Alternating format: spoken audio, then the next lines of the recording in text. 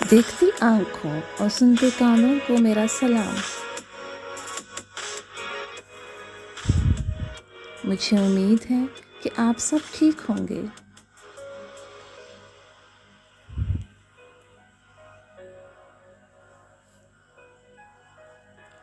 میری چینل کو سبسکرائب کر کے اور میری ویڈیوز کو لائک کر کے میری حوصلہ افزائی کیجیے۔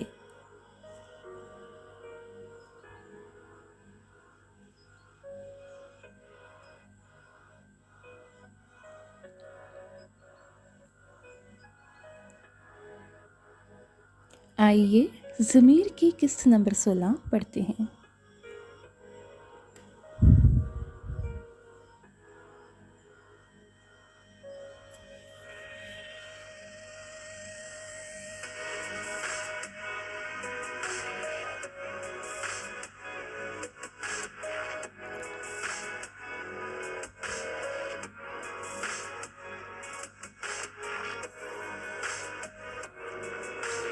ضمیر نے روٹی کا چھوٹا سا نوالا بنا کر اپنی ماں کو دیا۔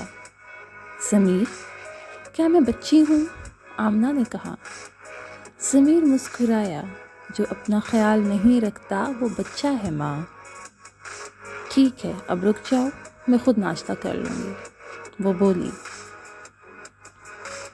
ہاں، اگر آپ اپنا خیال رکھیں گی تو میں بچوں جیسا سلوک نہیں کروں گا۔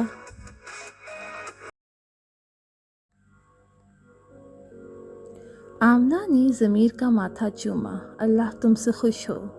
ضمیر مسکرایا۔ ضمیر نے اپنی امی کو موبائل دکھایا۔ اس پر اس نمبر سے کالیں آ رہی تھیں۔ آمنہ نے دیکھا، ضمیر کی دادی کا نمبر تھا۔ ضمیر نے ایک بار پھر اپنی ماں کے لیے نوالا بنایا۔ آمنہ پریشان لگ رہی تھی۔ ضمیر نے وہ نوالا ماں کے منہ میں ڈالا اور اپنی امی سے پوچھا، کس کی کال تھی امی؟ تمہاری دادی کی۔ وہ خفا ہو گیا، اس کا ہاتھ رک گیا۔ غصے سے بولا، اب وہ ہم سے کیا چاہتی ہے؟ مجھے بس یہ بات سمجھ نہیں آتی۔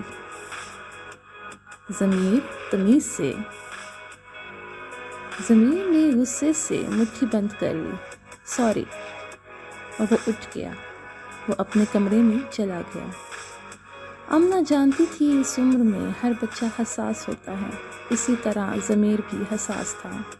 وہ اب 23 سال کا تھا اور اپنے والد حارث کی طرح لمبا تھا، اور اس کی اپنے باپ کی طرح سبز آنکھیں تھیں، سیاہ بال، اور اس کی کوئی داڑھی یا مونچھیں نہیں تھیں، سفید رنگت۔ مختصراً وہ اپنے والد سے بہت مشابہت رکھتا تھا، لیکن اپنی ماں کی طرح جذباتی تھا۔ وہ دفتر جانے والا تھا، اس کا موڈ تھوڑا بہتر تھا۔ وہ اپنی ماں کے پاس آیا، وہ فون پر بات کر رہی تھی۔ اس نے ان کے سر پر بوسہ دیا اور ان کے سامنے دوائی رکھ دی۔ آمنہ نے اسے آنکھوں سے اشارہ کیا کہ وہ ابھی نہ جائے، اس لیے وہ بیٹھ گیا۔ آمنہ نے کال بند کر دی۔ جی امی، ضمیر نے پوچھا۔ ضمیر، تمہاری دادی تم سے دوبارہ ملنا چاہتی ہیں۔ ضمیر دوبارہ مشتعل ہو گیا۔ کیوں؟ ضمیر، ضروری نہیں کہ ہم ان کا برا کریں جنہوں نے آپ کے ساتھ برا کیا ہو۔ مجھے ایسی باتیں سمجھ نہیں آتی امی، میں بس اتنا جانتا ہوں کہ انہوں نے کبھی ہماری فکر نہیں کی۔ اب میں آفس جا رہا ہوں اور میں ان کے بارے میں مزید سننا نہیں چاہتا۔ Take care. آمنہ الجھن میں تھی۔ ضمیر اپنے آفس میں چلا گیا، اس کا دماغ کچھ پریشان تھا۔ مسٹر اکرم آفس میں داخل ہوئے تو سب نے ان کا استقبال کیا۔ وہ انسان کی نفسیات کا اندازہ لگانے میں اچھا تھا۔ اس نے فوراً دیکھا کہ ضمیر پریشان دکھائی دے رہا ہے۔ اس نے اسے اپنے دفتر میں بلایا۔ تو کیسے ہیں ضمیر صاحب؟ مسٹر اکرم نے اس سے منسلک تھے کیونکہ اس نے اس کی جان بچائی تھی اور دونوں کی عمر میں زیادہ فرق بھی نہیں تھا۔ کیا سب ٹھیک ہے ضمیر؟ تم پریشان لگ رہی ہو۔ ضمیر کی فطرت ریزرو تھی۔ وہ زیادہ گھلنا ملنا پسند نہیں کرتا تھا، کیونکہ اس کی نہ تو بہن تھی، نہ بھائی، اور نہ ہی دوست۔ اس لیے اکرم سے بات کرتے ہوئے وہ ہچکچا رہا تھا۔ کچھ خاص نہیں جناب۔ ضمیر، تمہیں پتہ ہے اپنے دل کا سائز؟ اکرم نے کہا۔ جی؟ ضمیر کی سمجھ میں نہیں آیا کہ اس کا کیا مطلب ہے۔ میرا مطلب ہے کیا آپ کے پورے جسم کے مقابلے میں یہ چھوٹا سا نہیں ہے نا؟ اکرام نے کہا۔ جی جناب، میں جانتا ہوں، تو اس پہ زیادہ بوجھ مت ڈالو۔ وہ مسکرایا۔ ہر مسئلے کا حل ہے، آپ چاہیں تو مجھ سے شیئر کر سکتے ہیں ضمیر۔ ضمیر نے ہاں میں سر ہلایا، لیکن کچھ شیئر نہیں کر سکا۔ جناب کچھ خاص نہیں، میں ٹھیک ہوں۔ اگر کچھ ہوا تو میں آپ کے ساتھ شیئر کروں گا۔ اکرم سمجھ گیا کہ ضمیر ابھی کچھ شیئر نہیں کرنا چاہتا۔ اچھا، اب جاؤ اور اپنے کام پہ توجہ دو۔ ضمیر چلا گیا۔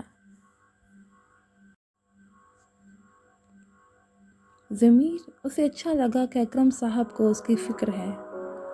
ضمیر کا سارا دن پریشان گزرا۔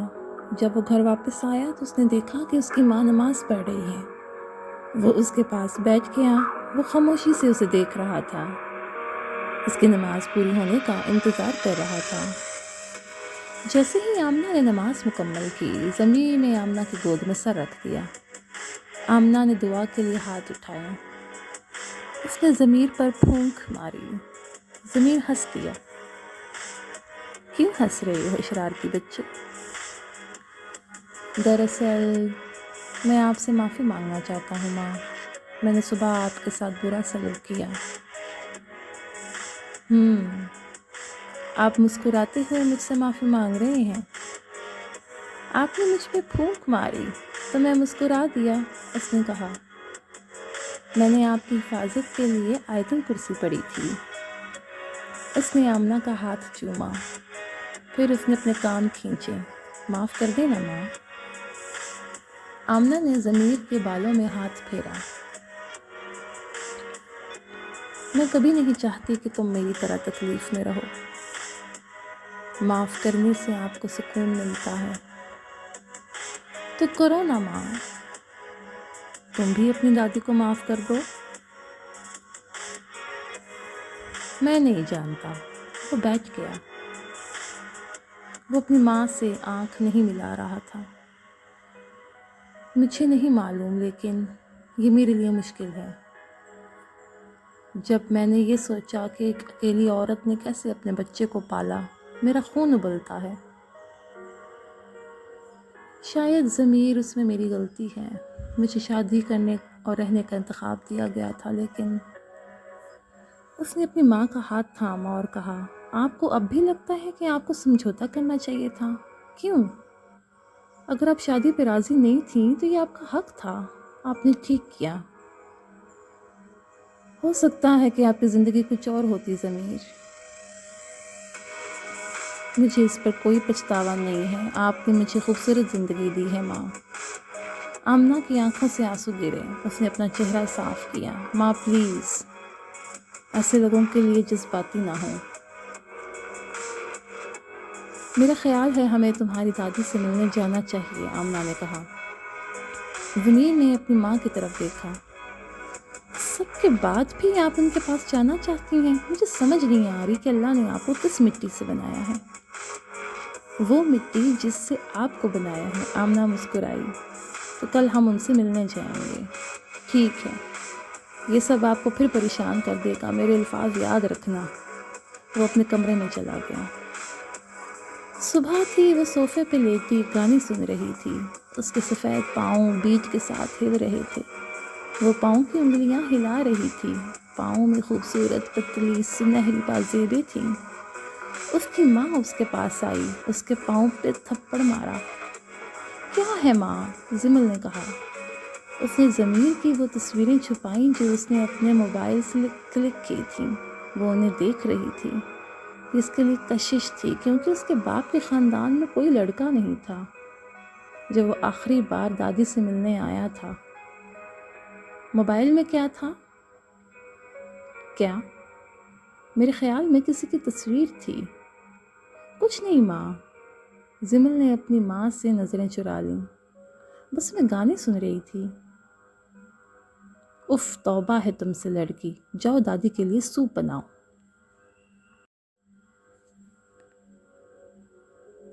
ماں، اس نے دیکھا اور برا سا منہ بنایا۔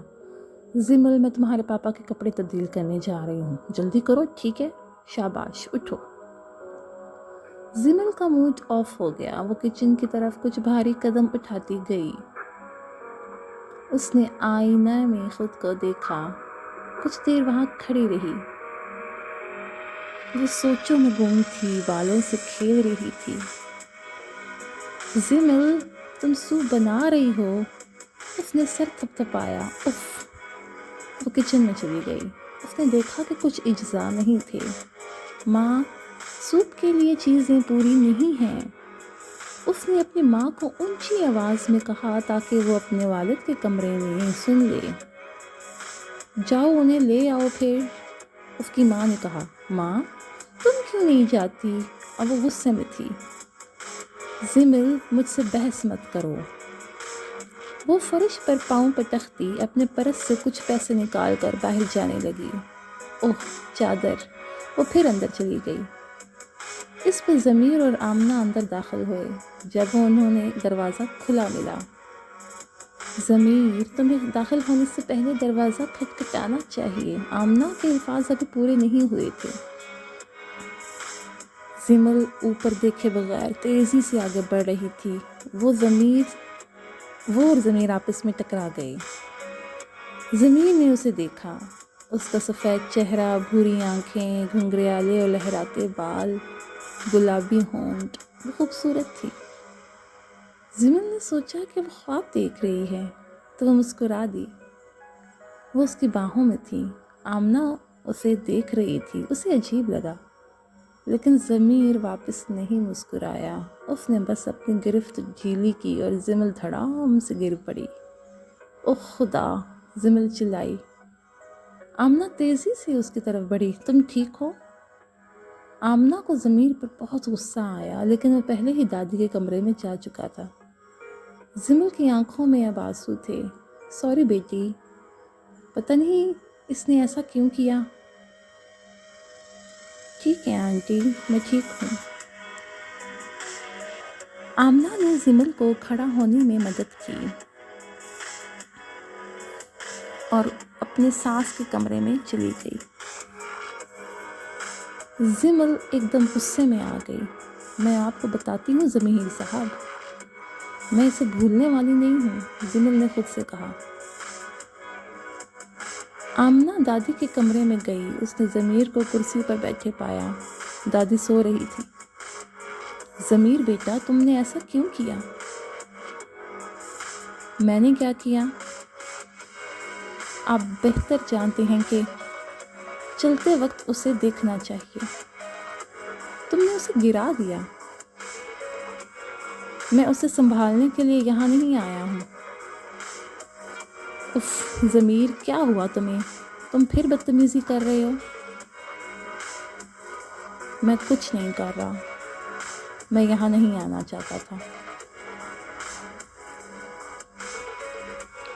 زمل کو کمر میں بہت درد ہو رہا تھا۔ اے خدا، کتنا ظلم ہے، وہ بھی ایک خوبصورت لڑکی کے ساتھ، زمل نے کہا۔